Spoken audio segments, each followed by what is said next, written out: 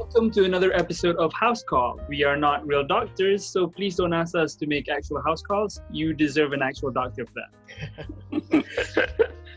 Good advice. Today we have with us Wan Hazmer. He was the lead designer for Final Fantasy 15 and he is currently working on his own IP, No Straight Roads.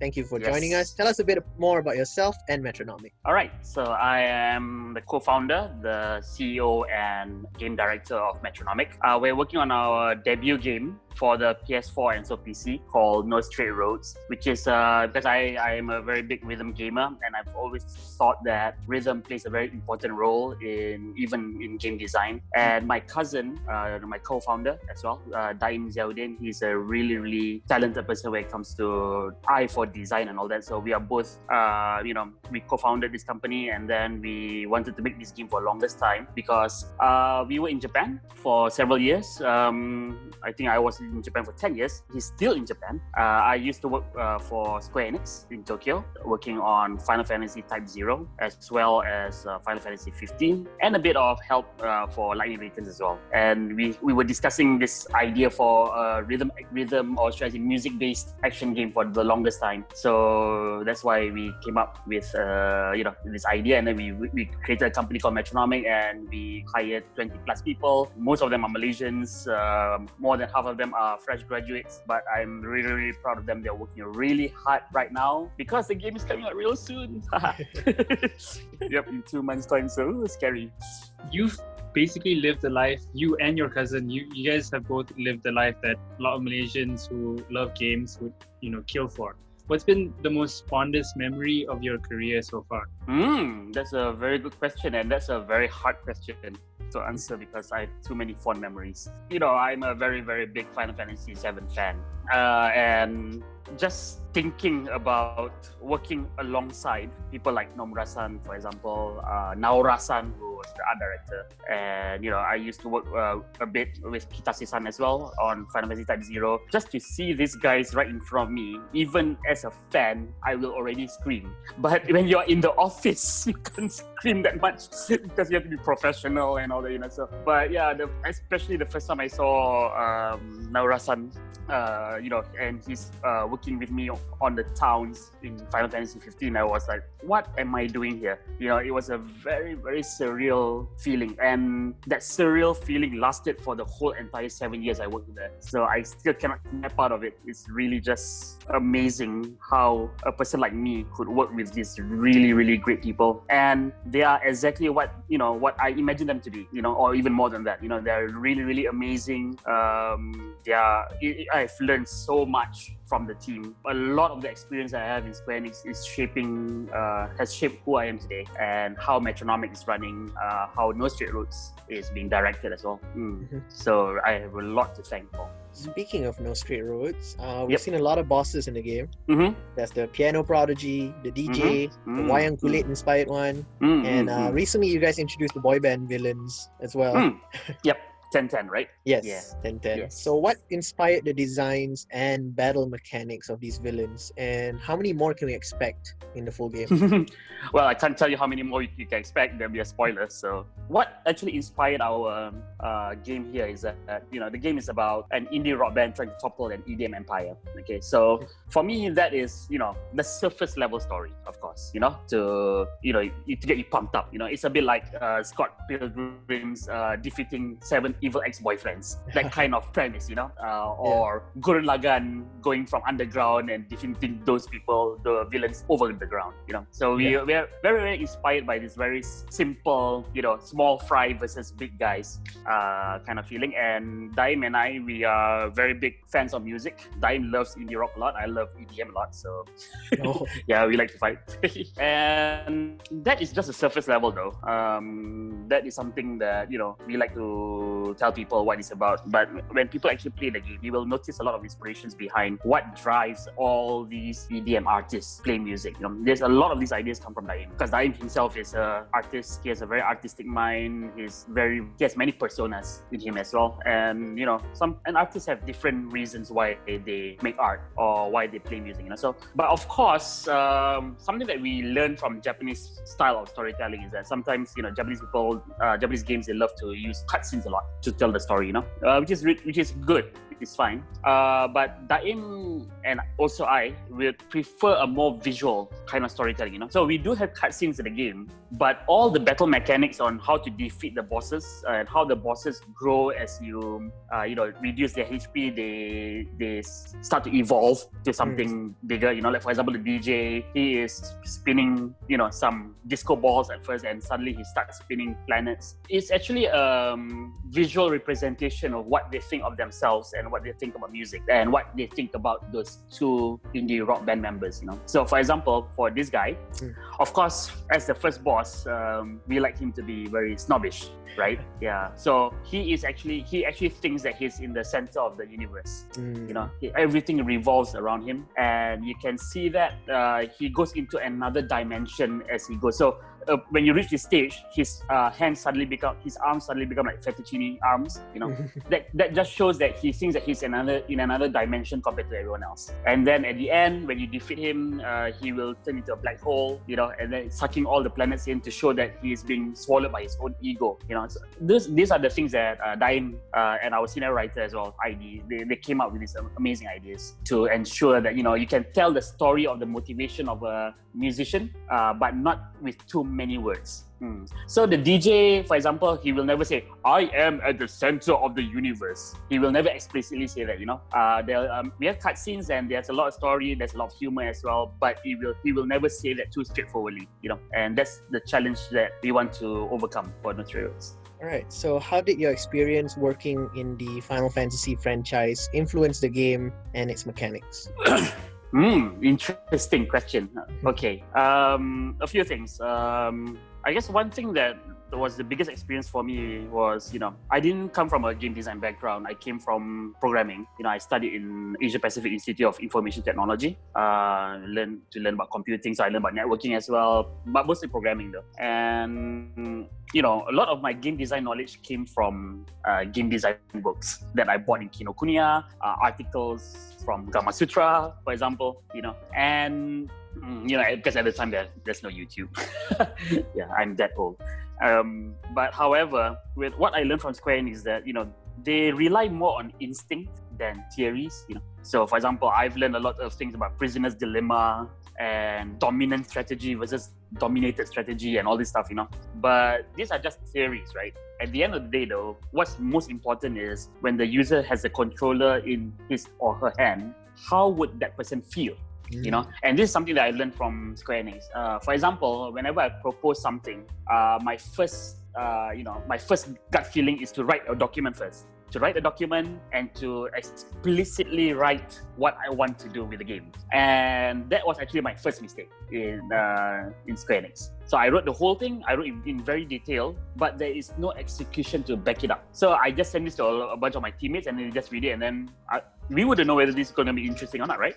Until you actually try to implement the prototype, and then we have the controller in our hands and then we play. And I think this is not only in Square Enix, it's actually it's something that's deeply rooted in Japanese culture as well. When you go to the train stations in Tokyo, you see a lot of visual feedback, right? You don't just say no cell phone in the train. You need to have a person using a cell phone with other people scolding you for using the handphone as an illustration, which is why when you see pictures of Tokyo, it's very easy to recognize because it's so visual, color-wise, a lot of illustrations, cute illustrations as well. And I think this is what triggers Japanese people to judge things based on instinct rather than just theories. I'm not saying that they don't base on theories, but they love gut feeling a lot, I feel. And the game designers, the artists, the programmers even in Square Enix, they love to go with their gut feeling. And going with gut feeling is something that is important. Of course, you have to document your ideas at the end of the day, because a lot of people have to refer to and everything, but that shouldn't be the first thing that you do. And that's something that I've tried to apply in Metronomic as well. Metronomic, we didn't start with a bunch of documents. Unfortunately, maybe for some of them, they are suffering right now because there are not enough documents. But the first thing that we did was to create a prototype as quickly as possible to ensure. So we have sprint meetings every 2 weeks. especially during pre-production, we change our objectives every 2 weeks. We try to come up with as many results as possible, as much art as possible, as much source code as possible to support our ideas, rather than just it being a theoretical word of mouth kind of thing, So yeah, having someone else to judge your idea based on feeling rather than based on words is something that I've totally learned from Square Enix. And this ties up to the second thing that I learned, which is user experience. Final Fantasy 15, I know some people don't like it, some people like it, but what I can say is that it was a very modern way of how to do Final Fantasy, We really based on what is the emotional context of the gameplay rather than trying to protect the tradition of Final Fantasy, if that makes any sense. This is something that I've been trying to say a lot in my speeches when I was in Square Enix at the time. There are great traditions of Final Fantasy, but one of the traditions that we have to upkeep for Final Fantasy is that every Final Fantasy must beat the previous one, number one. Try our best, okay? Of course, it's very hard to beat 7, but we always try our best. And second is to ensure that we try something new all the time. That is what makes Final Fantasy, in my opinion. And one thing that we wanted to challenge ourselves with Final Fantasy 15 was the concept of driving user experience across. So user experience is something that is it has always existed in Final Fantasy. It's just that there was not much super emphasis on the term or the study of user experience. So the concept of having a romance of a road trip in a realistic yet fantastical world is something that was applied across the board to all the features of the game. Like for example, in traditional FF, when you beat a monster, you level up right away. But in Final Fantasy 15, you actually collect all those experience points, but it won't be reflected until you sleep in a camp or in a hotel. So that kind of encourages that feeling of a road trip.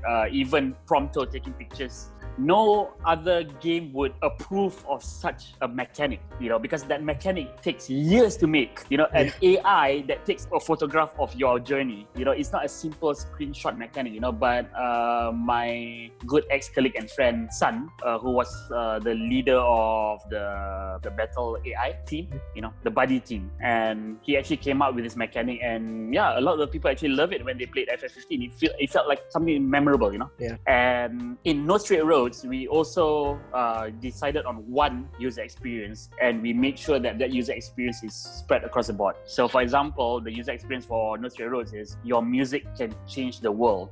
So what that means is that, physically, you can change the world. So actually, when you go to a prop in the game, if the prop is transformable, you can play music with it, near it, and then it will transform it into a weapon or a utility.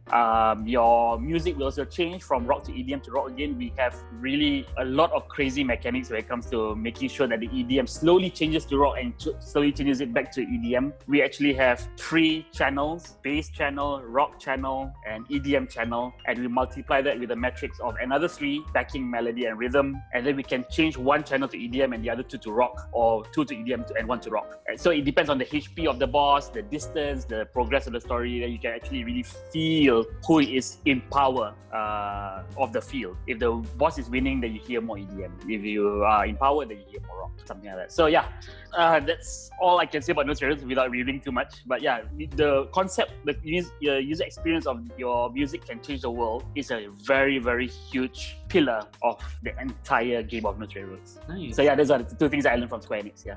Can't wait to play No Straight Roads now. Thank you. You once mentioned in an article like 2 years ago. Wow, I remember that. Yeah, I think it was from Blocking Post. But then it was about changing the producer position in Malaysia for the better. What have your steps been in order to achieve that, like so far? Change the producer? Oh, you mean like I see what you are trying to get at. I mean, like, changing the perspective of how a person makes a game, right? Okay, yeah. So that's a very interesting. Yeah, that's something I learned from Square Enix, because Square Enix is an international company. They don't just look at the Japanese market; they have to look at the entire market. We were, of course, when we were making Final Fantasy 15, we were looking at Uncharted, Witcher 3, and all this as well. Yeah. So steps that I took. First of all, of course, it's too early to to say that, hey, I've created many producers already. Hey, job well done. So that's not how it is. Training takes a long time. But I think Daim and I, we brought some skill sets into Metronomic, and not only us, but also veterans like, for example, our CG director, Gerald as well. I think what we have is something like an eye for how to market the product in the game industry, you know. A lot of people, they're sometimes just satisfied with making a game that they want to make, and they stop there, you know. And I'm okay with that, actually. It's just that you can always have both worlds, you know, if you do it right. And I feel that No Straight Roads is that kind of game right now. It's something that Daim and I wanted to make, plus it's also very relevant in the market as well. Hopefully, it'll be very relevant when it comes to the release date, of course. What I'm trying to say is that the idea of opening your eyes to the many games that are out there and trying to understand how your game and their game is different, how your game is competitive, for example. Then we have the other side of the coin as well, which is the person who thinks that Uncharted is good, so let's make another Uncharted, but with Malacca elements. You know, and I really hate this concept, to be honest. You know, I don't like the concept of X but Y. I met a lot of game developers in Malaysia. Unfortunately, they still have this X but Y concept. X meaning that other game, then Y is your element. You know, let's make StarCraft but with fishes. Okay, let's make Uncharted but with Hang Tuah. You know, and I think that is a very shallow way of looking at user experience and game design. You know, when you look at Hang Tuah, for example, there are so many things that cannot be done in Uncharted, but can be done in Hang Tuah. Even the introduction of Islam into Malaysia, for example, that could actually shape some of the game design as well. You know, not only the story, but game design, some of the graphical elements as well. So for me, what's most important is you try to take a subject matter or something that you want to make and try to figure out what you can do that others cannot do first. And for No Straight Roads as well, that is a very important concept. For example, there was an initial suggestion of putting in a Monster Hunter mechanic in No Straight Roads, and I outrightly rejected that because our game has a lady who holds a guitar and a guy who holds a drumstick, right? So why would you want to refer to a Monster Hunter for the mechanics? You know, you can be inspired by it, but you shouldn't just take it and then just modify it from, you know, a sword to a guitar. It doesn't make sense, right? What can you do as a musician that you can do in No Straight Roads, but you can't do it in Monster Hunter? And I'm trying to drive this point all the time. So when you're going back to your question, what are the steps I took? First of all, I tried my best to educate the team, and Daim as well. Daim also tried to educate the team.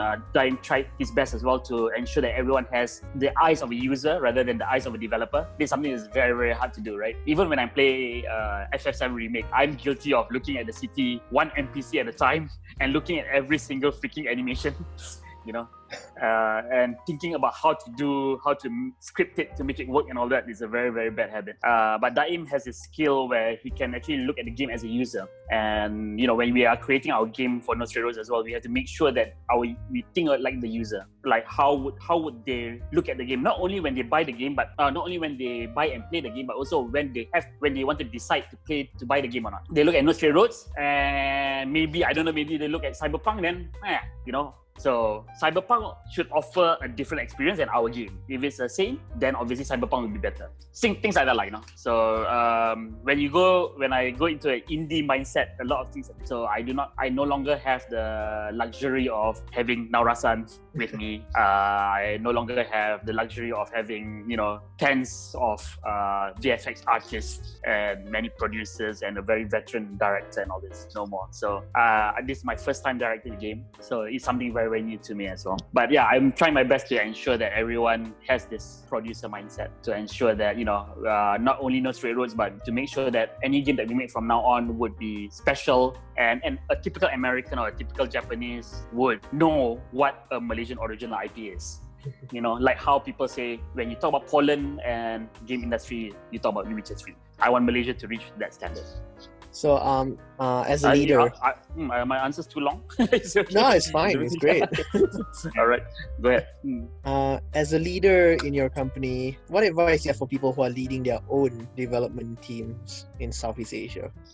Wow, interesting question. Because I don't know whether I'm a very good leader or not in the first place, you know. So I don't I don't know whether I can give good advice, but I think the first thing is that you have to understand the limitations of Southeast Asia in the first place and to work around that, because yes, we can say that we have a lot of talented people and our skill sets are great and all that, but we do have our limitations as well, experience being one of them. Being able to work in a very huge AAA company, for example, Of course, we have other experiences that make up for that, Even simple experiences like eating in a mama is also considered an experience. So not only talking about game design, but also life experience as well, We have different life experiences than other people who have the luxury of going to a AAA company, a big giant company with a lot of people and with a lot of knowledge sharing, and they don't need to care about visa applications when they go to US and go to GDC and all this. They don't have to care about money. For example, the US dollar is way more expensive than ringgit Malaysia. So there are many disadvantages that we have, but we also have our advantages as well. We have a lot of experience and we have a lot of visual know-how that others don't. So being a leader, I think what's most important is this is something that I think Yiwei of Kurechi also mentioned. Yeah, he's a really, really great guy as well. A really great leader. You can see how his team is doing, how his games are doing as well. So Yiwei has mentioned in some lecture before about looking at your team first before deciding what to do. And I feel that that's a very, very important aspect. And I did the same for No Straight Roads as well. And I also actually learned that from Square Enix. We have an ideal game in our head, but we all have to understand that being a leader of a game development team means that you have a team. And when you have a team, that means all the members have their own set of experiences, set of advantages, set of disadvantages as well. So please try to optimize that. I feel I think that's the most important. Play around with what you have. For example, for Final Fantasy 15, we have an art director called Hasegawa-san. FF15 is so big, we had 3 art directors. One of them was Naora-san. The other one is Kamikoku Ryo-san, which is for art director of FF13. And we also have Hasegawa-san as well. He was the art director of the monster in FF15. So he's really crazy about animals.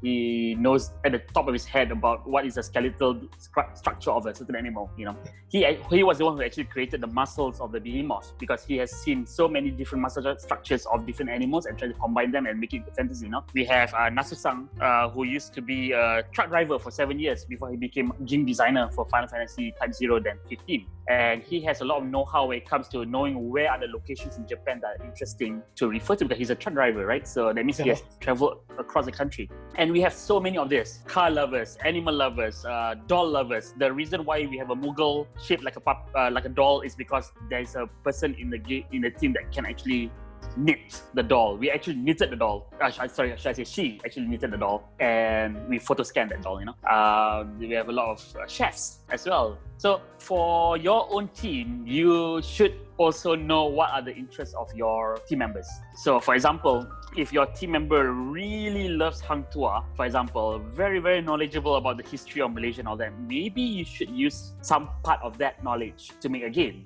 The advantage is twofold. Number one is you'll get a richer game because your teammate knows a lot about it. And number two, your teammate will enjoy making that game as well. So it's good for morale. So understanding the structure of your team, understanding the likes and dislikes of your team, understanding the strength and weakness, understanding what they want to do with their life and all that, I feel is something that is very, very important as a leader of a development team. And I feel that I have not even reached that level yet. I'm working on it. So No Straight Roads is still a vision of Daim and me, but we have a lot of great ideas from other developers. But I would love it to be more open in the future for more ideas and more interesting games that even Daim and I couldn't come up with in the first place. When that happens, then it's going to be quite a dream team. But I'm really, really proud of what we are doing, and I feel that our team is loving what they are doing so far. Of course, it's really busy time right now, so they might have a few complaints here and there about bugs. Debug this again. Why did that bug come back? So there is a certain level of frustration as well when it comes to trying to complete a game. But that's normal. Yeah. Great answer. Thank you. All right, before we lay down the outro, is there anything else you want to say to the people at home right now? All right. So as I mentioned just now, we actually have my team and I. We work very hard to make No Straight Roads. My team especially is a very, very talented bunch. Again, more than half of them are either fresh graduates or very new to the game industry. But I can tell you, I've been playing the game every day to test for bugs and all that, and the game is shaping up really, really well. And we have actually more announcements to make in the coming months. Yep, so please stay tuned. Meanwhile, please follow our Twitter, No Straight Roads, Facebook as well, to know more developments. And you will see there's more than just what you see in the trailers. So stay tuned. Thank you again for joining us on this call.